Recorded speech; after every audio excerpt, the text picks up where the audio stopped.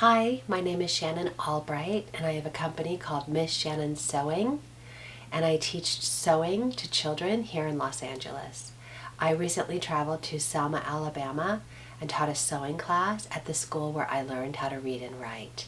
And while I was there, I went into the library where I learned how to read and write and saw that they didn't have many books. And so we're doing a big book drive here in Los Angeles and shipping books to Selma. One of the things that I wanted to add to sending books is I wanted to just record some videos getting kids excited about books. Because it's one thing to just send books, but I want kids to be engaged. It's also a way for me to stay connected to the children in Selma. I miss you guys. I had the best time with you. Hi, Miguel. Hi, Mrs. Cheeks. I miss everybody. So, and hopefully I'll be able to come back soon and teach another sewing class. Teach lots of sewing classes. Anyways, I wanted to start with one of my favorite books, Little House on the Prairie.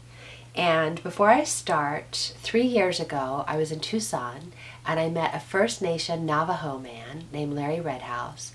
And he explained to me that he's not from India, so he's not an Indian. So he would like to be referred to as First Nation or Native American. So now whenever I hear the term Indian, or people are being referred to as Indians that aren't from India, it just, it hurts my ears. So that is a word here in this book. This book is perfect and beautiful in its context, but I just wanted to make a note. Anyways, Little House on the Prairie. It's written by Laura Ingalls Wilder, and it's a first-hand account. She was a little girl when they moved out west. So it's really just first-hand. She experienced it, and she wrote about it. The illustrations are from Garth Williams, and they're just beautiful. I've been reading books from Garth Williams illustrations forever. So here we go. First chapter. And there's a chevron of geese going out west. And the first chapter is going west. A long time ago, when all the grandfathers and grandmothers of today were little boys and little girls or very small babies, or perhaps not even born, Pa and Ma and Mary and Laura and baby Carrie left their little house in the big woods of Wisconsin. They drove away and left it lonely and empty in a clearing among the big trees. They never saw that little house again. They were moving to Indian country. Pa said there was too many people in the big woods now. Quite often Laura heard the ringing thud of an axe, which was not Pa's axe, or the echo of a shot that did not come from his gun. The path that went by the house had become a road. Almost every day, Laura and Mary stopped their playing and stared in surprise at a wagon slowly creaking on that road. Wild animals did not stay in a country where there were so many people. Pa did not like to stay either. He liked a country where the wild animals lived without being afraid. He liked to see the little fawns and their mothers looking at him from the shadowy woods, and the fat lazy bears eating berries in the wild berry patches. In the long winter, he talked to Ma about the western country. In the west, the land was level and there were no trees. The grass grew thick and high. There were wild animals. There, the wild animals wandered and fed as though they were in a pasture that stretched much farther than any man could see, and there was no settlers. Only Indians lived there. One day, in the very last of winter, Pa said to Ma, "Seeing you don't object, I've decided to go see the West. I've had an offer for this place, and we can sell it now for as much as we're ever likely to get. Enough to give us a start in a new country." "Oh, Charles, must we go now?" Ma said. "The weather is so cold, and the snug house was so comfortable." If we get going...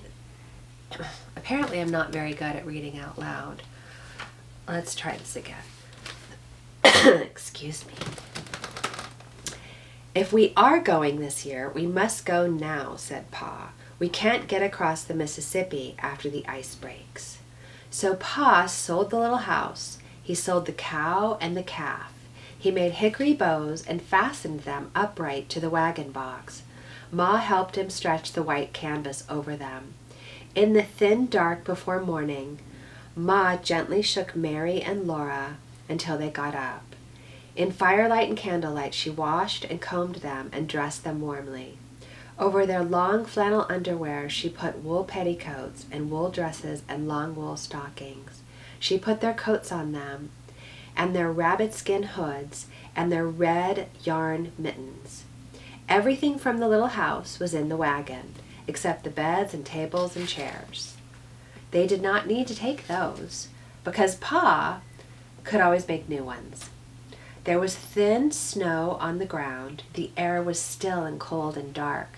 The bare trees stood up against the frosty stars.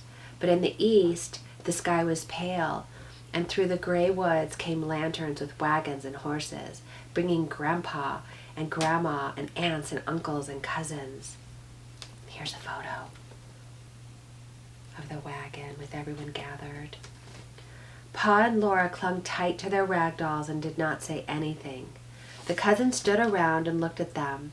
Grandma and all the aunts hugged and kissed them again, saying goodbye.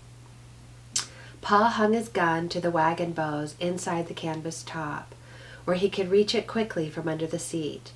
He hung his bullet pouch and pastor horn beneath it. He laid the fiddle box carefully between the pillows, where jolting would not hurt the fiddle. The uncles helped him hitch the horses to the wagon. All the cousins were told to kiss Mary and Laura, so they did. Pa picked up Mary and Laura and then set them on the bed in the back of the wagon. He helped Ma get up to the wagon seat, and Grandpa reached up and gave her baby Carrie. Pa swung up and sat beside Ma. And Jack, the brindle bulldog, went under the wagon. And Jack gets into trouble later, but I've already read this, and it's really good, but I'm not going to tell you what happens. So they all went away from the little log house. The shutters were over the windows, so the little house could not see them go. It stayed there inside the log fence, behind the 2 big oak trees that in the summertime had made green roofs for Mary and Laura to play under. And that was the last of the little house. Pa promised that when they came west, Laura would see a papoose. "What is a papoose?" she asked. And he said, "A papoose is a little brown Indian baby." They drove a long way through the snowy woods till they came to the town of Pepin. Mary and Laura had seen it before, but it looked different now. The door of the store and the doors of all the houses were shut. The stumps were covered in snow, and no children were playing outside. Big cords of wood stood among the stumps. Only 2 or 3 men in boots and fur caps and bright plaid coats were to be seen. Ma and Laura and Mary ate bread and molasses in the wagon, and the horses ate from nose bags, while inside the store, Pa traded his furs for things they would need on the journey. They did not stay long in that town because they must cross the lake. The enormous lake that stretched flat and smooth and white all the way along the edge of the gray sky. Wagon tracks went across it, so far that you could not see where they went. They ended up in nothing at all. Pa drove the wagon out onto the ice, following the wagon tracks. The horses' hooves clop-clopped with a dull sound. The wagon wheels were crunching. The town grew smaller and smaller behind. Not even the tall store. Till even the tall store was only a dot. All around the wagon there was nothing but empty and silent space. Laura didn't like it. But Pa was on the wagon seat and Jack was under the wagon. She knew nothing could hurt her while Pa and Jack were there.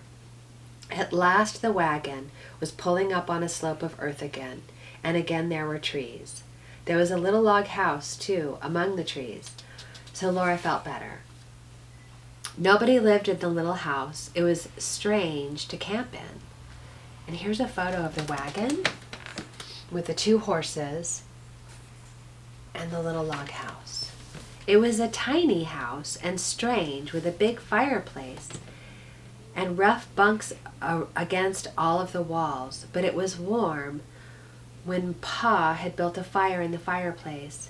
That night, Laura and Mary and baby Carrie slept with Ma in a bed made on the floor before the fire, and Pa slept outside in the wagon to guard it and the horses. In the night, a strange noise wakened Laura. It sounded like a shot, but it was sharper and longer than a shot. Again and again she heard it. Excuse me. Mary and Carrie were asleep, but Laura couldn't sleep until Ma's voice came softly through the dark. "Go to sleep, Laura," Ma said. "It's only the ice cracking." Next morning, Pa said, "It's lucky we crossed yesterday, Caroline. Wouldn't wonder if the ice broke up today. We made a late crossing and we're lucky it didn't start breaking up while we were out in the middle of it." "I thought about that yesterday, Charles," Ma replied gently. Laura hadn't thought about it before, but now she thought what would have happened if the ice had cracked under the wagon wheel and they had all gone down in the cold water in the middle of the vast lake. "You're frightening somebody, Charles," Ma said, and Pa caught Laura up in a big, safe hug. "We're across the Mississippi," he said, hugging her joyously. "How do you like that? Little half pint of sweet cider, half drunk up. Do you like going out west where Indians live?" Laura said she liked it, and she said if they were in Indian country now, but if they were not, they were in Minnesota. It was a long, long way to Indian Territory. Almost every day the horses traveled as far as they could. Almost every night Pa and Ma made camp in a new place. Oh, so this next part they're talking about crossing the Missouri River. And there's a photo, and it tells you how they cross it. It's a little bit terrifying. There's a lot of things in here that are kind of scary, but beautiful. And so I don't want to read anymore. I just want to get you excited about this book. So I'm going to stop reading. I'll probably read it later tonight. But again, I just wanted a way to stay connected to my students in Alabama and hopefully inspire children to read.